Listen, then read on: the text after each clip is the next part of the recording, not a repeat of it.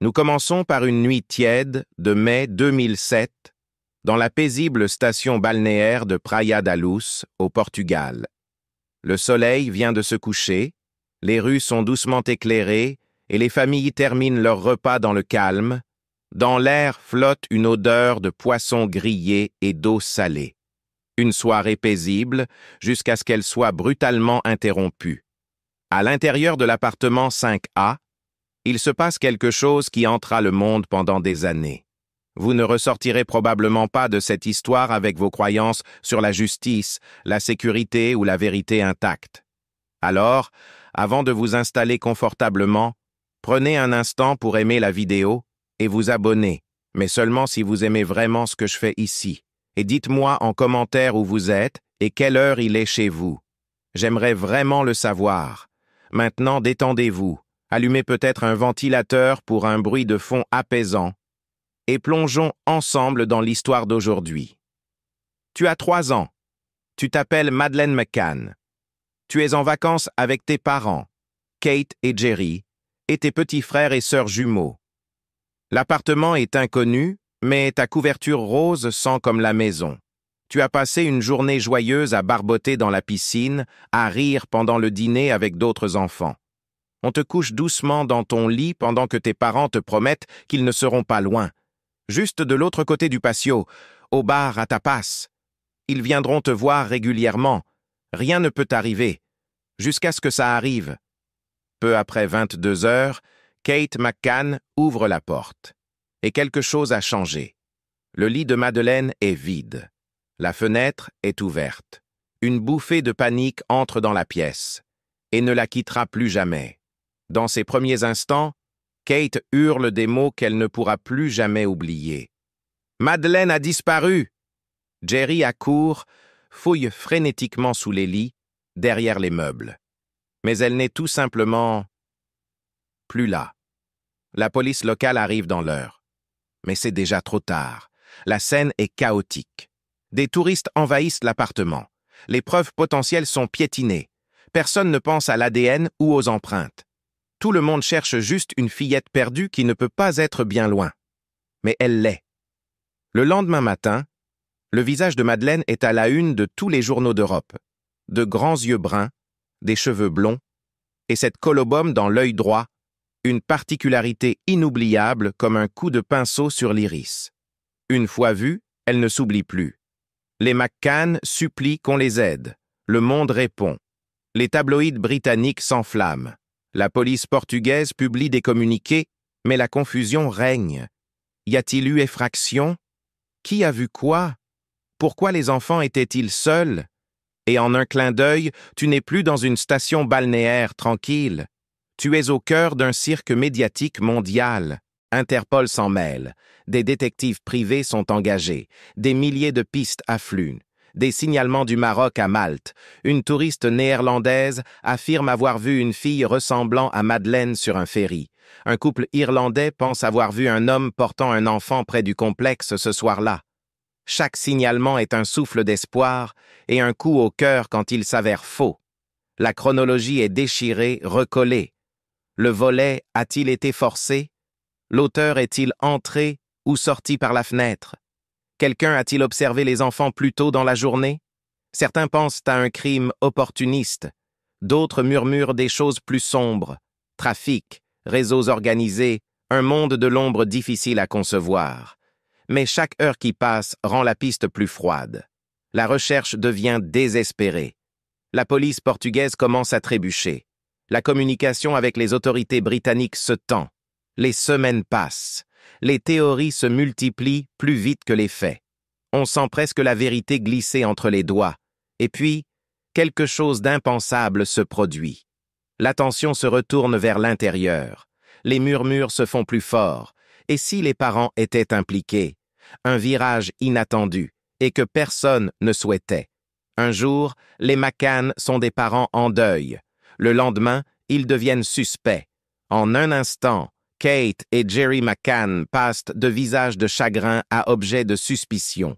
Les enquêteurs portugais, frustrés par l'absence de progrès, commencent à analyser le comportement des McCann.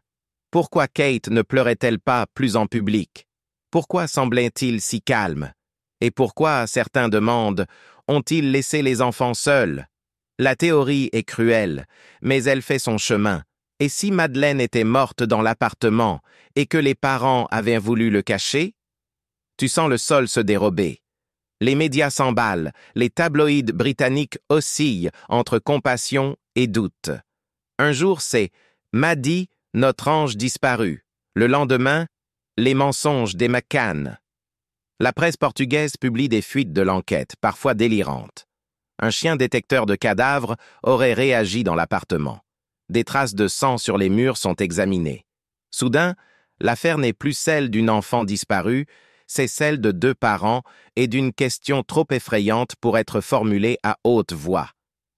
Jerry McCann tente de rester calme dans les interviews, répétant que la priorité est de retrouver leur fille. Kate serre dans ses bras le jouet préféré de Madeleine pendant les conférences de presse. Cuddle Cat, une peluche rose devenue emblématique qu'elle refuse de lâcher. Elle a le regard vidé, mécanique. Et pourtant, on la soupçonne encore. Ils engagent des avocats, des spécialistes en relations publiques. Les amis présents ce soir-là, appelés les Tapas Seven, deviennent des personnages à part entière, disséqués par les détectives du web. Les forums s'enflamment. Tout le monde se croit expert. Et à chaque nouvelle une, la vérité semble s'éloigner un peu plus. En septembre 2007, 4 mois après la disparition de Madeleine, la police portugaise désigne officiellement Kate et Jerry McCann comme arguidos, suspects formels. Les McCann sont anéantis. Le soutien du public commence à se diviser. D'un côté, ceux qui croient en leur innocence, de l'autre, ceux qui imaginent le pire. Kate décrira plus tard le moment où elle a compris que la disparition de sa fille était devenue une sorte de divertissement public. Des inconnus analysaient son langage corporel, ses vêtements, sa foi, son couple. Le monde avait oublié qu'il ne s'agissait pas d'un jeu de devinettes à résoudre entre 2 plats, mais d'une vraie petite fille, d'une vraie famille. Malgré les accusations, les McCann n'arrêtent pas de chercher. Ils créent un fonds, la Find Madeleine Campaign, qui récolte des millions en dons. Ils engagent des détectives privés et des consultants en communication. Ils rencontrent même le pape. Kate écrit un livre. Il supplie le public de continuer à chercher, à partager, à espérer. Mais le poids est écrasant. Les relations avec leurs amis se dégradent. Les jumeaux grandissent sous un nuage de murmures. Kate avouera plus tard avoir pensé au suicide. Plus d'une fois. Et pendant tout ce temps, aucun signe de Madeleine. Aucun mot. Aucun appel. Aucune demande. Aucun corps. Juste le silence. En 2008, les autorités portugaises classent l'affaire faute de preuves. Les McCann sont blanchis, mais le mal est fait. Le nom de Madeleine est désormais lié à la controverse. Chaque mise à jour ravive les douleurs. Chaque silence crie plus fort que 1000 mots. Dans les années qui suivent, l'affaire devient un élément de la culture populaire. Des documentaires sont tournés, des émissions décryptent.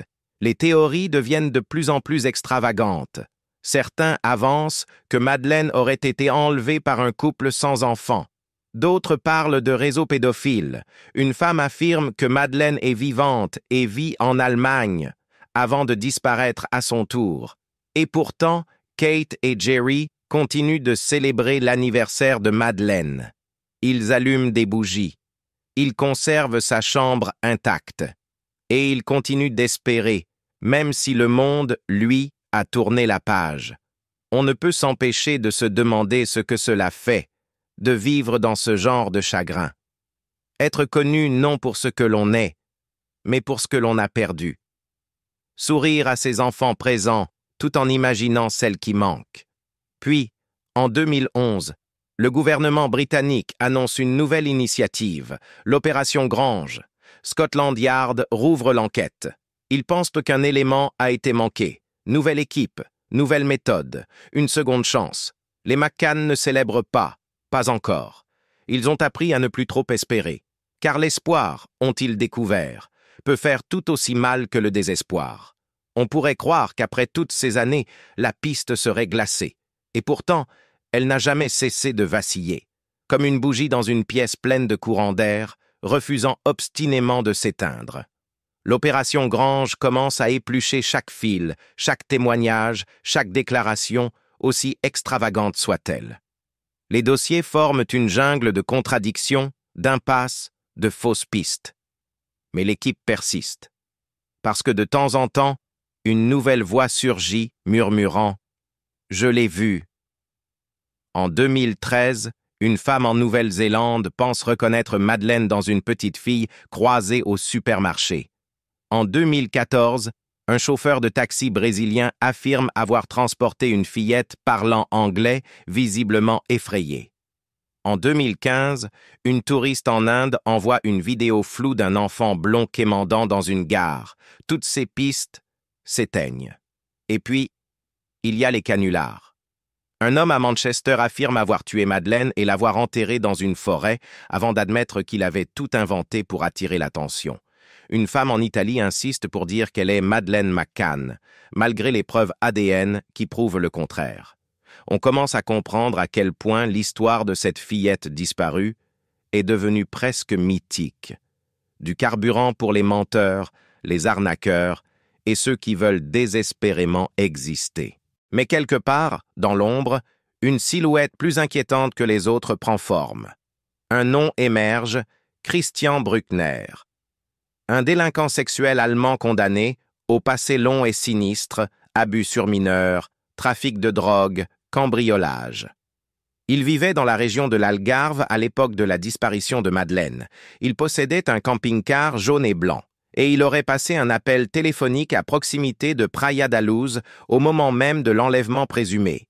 Et soudain, en 2020, les enquêteurs déclarent « Cet homme pourrait bien être notre suspect principal ». Le monde retient son souffle. Cet homme est déjà incarcéré en Allemagne pour d'autres crimes. Mais les éléments circonstanciels s'accumulent. Bruckner aurait confié à un ami qu'il savait ce qui était arrivé à Madeleine. La police découvre une cache de vidéos troublantes et des centaines d'images pédopornographiques enterrées sous le cadavre d'un chien sur l'une de ses propriétés. Les procureurs ne mâchent pas leurs mots. Ils déclarent publiquement croire que Madeleine McCann est morte et que Christian Bruckner en est responsable. Mais voilà le problème. Toujours pas de corps. Aucune preuve définitive, aucune confession. Bruckner nie tout en bloc. Il crie au complot. Son avocat accuse les médias de chasse aux sorcières. L'opération Grange continue. L'enquête allemande aussi. Et le monde retient de nouveau son souffle. Sommes-nous enfin proches du dénouement? Mais les mois passent. Puis les années. Les nouvelles se raréfient. L'intérêt du public s'essouffle. Un anniversaire de plus. Puis un autre. Et soudain, début 2023, quelque chose d'étrange survient. Une jeune femme en Pologne publie une vidéo affirmant être Madeleine McCann. Elle s'appelle Julia Faustina. Elle évoque une légère ressemblance. Ses yeux, la structure de son visage. Elle mentionne même une colobome similaire dans l'iris. Les réseaux sociaux s'enflamment. Certains y croient dur comme fer. D'autres crient à l'imposture. Les McCann acceptent un test ADN pour clore les rumeurs. Le résultat? Elle n'est pas Madeleine. Encore une impasse. Encore une plaie rouverte. On finit par se dire que cette affaire ne sera jamais résolue, qu'elle est devenue une légende moderne, comme D.B. Cooper ou le destin d'Amelia Earhart, débattu à l'infini, jamais élucidé. Mais voilà que survient l'impensable. Pas par communiqué, pas par fuite, pas par bande-annonce de documentaire. Juste un rapport discret, confirmé. Madeleine McCann a été retrouvée, vivante. Tout commence, comme souvent, par quelque chose de banal. Une technicienne de laboratoire en Suisse effectue des tests ADN de routine sur une jeune femme récemment arrivée sans papier. Elle prétend ne pas connaître sa famille. Elle ne sait pas son vrai nom. Elle sait seulement qu'elle a grandi sous différents noms, dans différents endroits, toujours avec l'interdiction de poser des questions. Ce genre d'histoire, on l'a déjà entendu. D'ordinaire, elle finit dans le silence. Mais cette fois, l'ADN est soumis aux bases de données internationales, simple procédure, et déclenche l'alerte. Il y a une correspondance. Les résultats sont transmis aux autorités britanniques, puis portugaises, puis allemandes. En 72 heures, l'échantillon est confirmé. Il appartient à Madeleine McCann. On n'y croit pas au début. Le monde a été trop souvent trompé par des imposteurs, des arnaqueurs, des chasseurs de célébrités. Mais cette fois, c'est différent. Pas de frénésie médiatique, pas de fuite, juste des démarches discrètes, coordonnées, pour vérifier l'incroyable. La jeune femme, aujourd'hui âgée de 21 ans, est placée sous protection. Elle vivait dans une communauté fermée dans le sud de l'Allemagne. Son identité avait été falsifiée à plusieurs reprises au fil des années. Ses tuteurs, aujourd'hui âgés, sont interrogés. Ils affirment l'avoir sauvée lorsqu'elle était enfant. Mais les détails restent flous. Était-il complice? Faisait-il partie d'un réseau plus vaste? Ou n'était-il que le dernier maillon d'une chaîne d'horreur? Alors que Madeleine subit des évaluations psychologiques, les autorités confirment son identité par ADN mitochondrial. Il n'y a aucun doute. C'est elle. Vivante. En sécurité, du moins pour l'instant. Et l'on repense à cette petite fille dans son lit, sa couverture rose, ses yeux fatigués.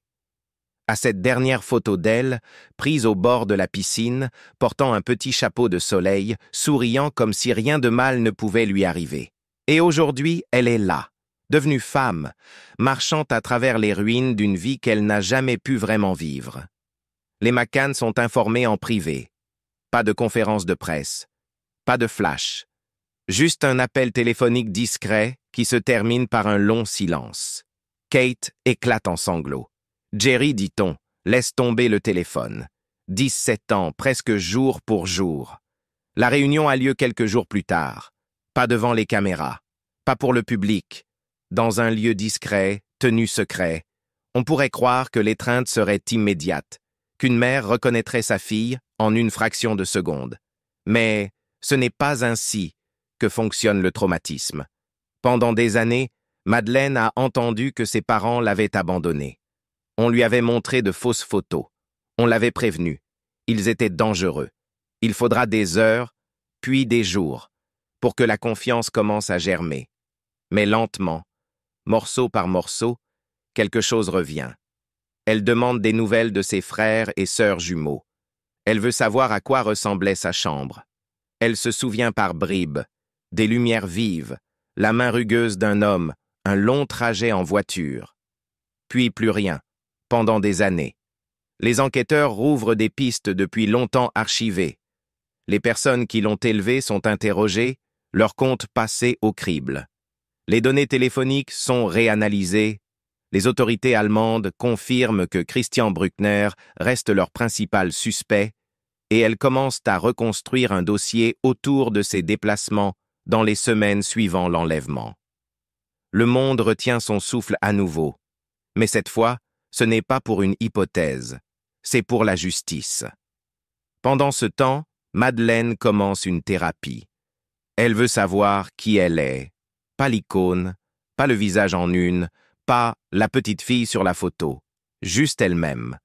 Elle choisit de ne pas faire de déclaration publique, pour l'instant, mais son équipe juridique en publie une en son nom. Veuillez respecter ma vie privée pendant que j'essaie de comprendre la seule vie que j'ai jamais connue.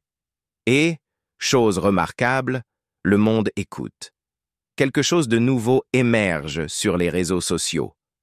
Pas seulement des hashtags ou des mèmes. Des gens allument des bougies, écrivent des lettres, créent des œuvres, s'excusent d'avoir traité sa vie comme un jeu ou une énigme. Une forme de tendresse apparaît, de révérence. Parce que lorsqu'on retrouve ce qui était perdu, non pas comme un corps, mais comme une personne, cela nous rappelle ce que cela signifie de ne jamais abandonner. Le temps ne recule pas. Il ne fait que se replier autour des commencements. Pour Madeleine McCann, le chemin à venir est plus calme, mais non moins fragile. Elle n'est pas seulement une personne revenue de l'ombre. Elle est une femme qui entre dans un monde qui l'a connue sans son consentement. Un monde qui a placardé son visage d'enfant sur des cartons de lait, des journaux télévisés, des forums en ligne et des documentaires conspirationnistes. Aujourd'hui, pour la première fois, c'est elle qui tient le fil du récit. Elle reçoit une nouvelle identité légale pour sa sécurité, bien qu'elle choisisse de garder le prénom Madeleine dans son cercle familial. Sa voix est douce, mais assurée. Elle est inscrite dans un établissement privé spécialisé dans l'accueil de jeunes adultes ayant survécu à des traumatismes et des captivités prolongées. Aucune apparition publique, aucune interview, mais elle parle, une fois, en privé, à Kate. Cette conversation n'a jamais été enregistrée, mais selon des proches, elle aurait commencé par 5 mots. « Est-ce que tu as jamais cessé de chercher ?» Kate a répondu avec des larmes. Dans les mois qui suivent, la famille McCann traverse une transformation silencieuse. Les jumeaux, désormais dans la vingtaine, commencent à tisser un lien avec cette sœur qu'ils ne connaissaient qu'à travers des photos et des histoires racontées le soir. Jerry commence un journal pour Madeleine, rempli de souvenirs des années qu'elle a perdues. Il y écrit la première neige après sa disparition, le chien qu'ils ont adopté pour les jumeaux, les chansons qu'ils écoutaient en voiture et comment ils lui gardaient toujours sa place. Kate, fidèle à elle-même, l'aide à redécouvrir ses carnets de santé, ses albums de bébé, sa première dent tombée. Elle lui lit tout à haute voix. Lentement, une base d'identité se reconstruit, brique après brique, aussi fragile que précieuse. Les enquêteurs poursuivent leur travail. De nouveaux mandats de perquisition sont émis. Une collaboration discrète entre les autorités britanniques et allemandes se resserre autour de Christian Bruckner. Du matériel électronique est saisi. Un ancien complice accepte de témoigner. L'enquête n'est plus fondée sur des spéculations, mais sur des faits, des chronologies, des preuves, et enfin, des conséquences. Mais pour Madeleine, la vraie épreuve ne se joue pas dans les tribunaux. Elle se joue devant le miroir.